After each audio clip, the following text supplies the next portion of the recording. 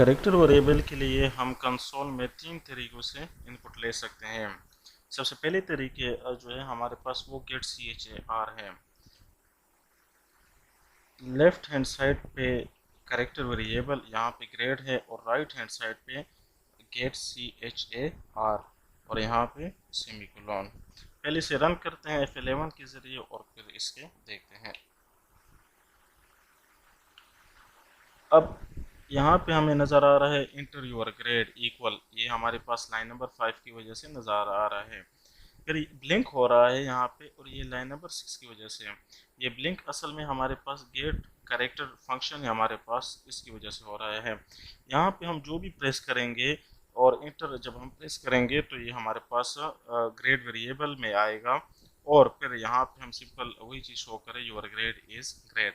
For example यहाँ पे हम डी लिखते हैं तो जैसे हम इंटर प्रेस करते हैं तो ये डी गेट char करेक्टर इस फंक्शन के ज़रिए हमारे पास असाइन होता है ग्रेड वेरिएबल को और यहाँ पे हमारे पास simple line number 7 your grade is जो हमने ऊपर प्रेस किया है वो नज़र आता है। एक मरतबा हम इसे फिर रन करते हैं। इस तरीके में हमारे पास एक ड्रॉबैक है और वो ड्रॉबैक वही है जो इनका है। यहाँ पे फॉर एग्जांपल हम ए लिखते हैं और साथ में कोई दूसरा कैरेक्टर भी लिखते हैं यहाँ पे डी, तो यहाँ पे ये जो मेथड है हमारे पास एक से ज़्यादा कैरेक्टर आपके साथ एक्सेप्ट करता है, लेकिन बाद में इस वेरिएबल को सिर्फ पहला ही कैरेक्टर करता है। तो ये हमारे पास इसका मेन ड्रॉबैक है। दूसरा तरीका हमारे पास है गेट ch का। वो बिल्कुल इसी तरह सिमिलर है, लेकिन यहाँ पे हम एक हेडर फाइल इंक्लूड करेंगे।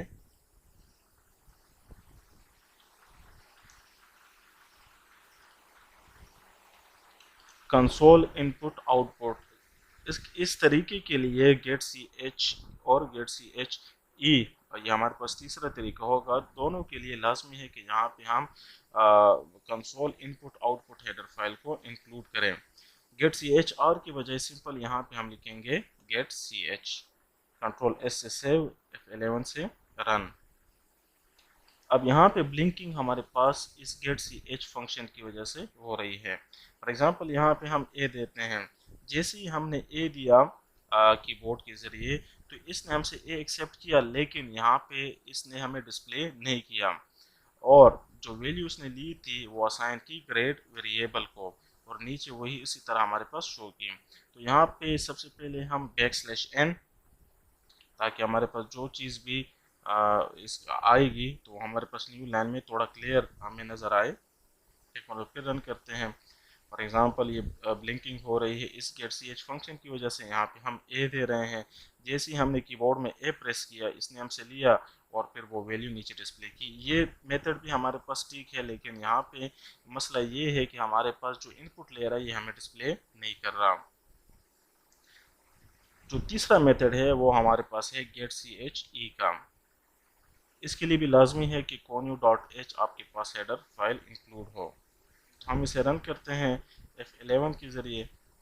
जब हम इसे रन करते हैं, फॉर एग्जांपल यहाँ पे हम दे रहे हैं कैपिटल A, तो जैसे ही हम कैपिटल A हमने दिया, इंटर कुछ भी हमने प्रेस नहीं किया, ये हम सिर्फ एक ही करेक्टर लिया और वो करेक्टर इसने असाइन किया ग्रेड वेरिएबल को और नीचे वो हमें डिस्प्ले कर दिया। एक मरतबा इसकी एक दूसरी एग्जांपल लेते हैं F11। यहाँ पे B, जैसे मैंने B कीबोर्ड में प्रेस किया, इंटर कुछ भी प्रेस नहीं किया, तो डायरेक्ट इसने हमसे इनपुट में B लिया, ग्रेड को असाइन किया और नीचे इस लाइन में हमें शो किया।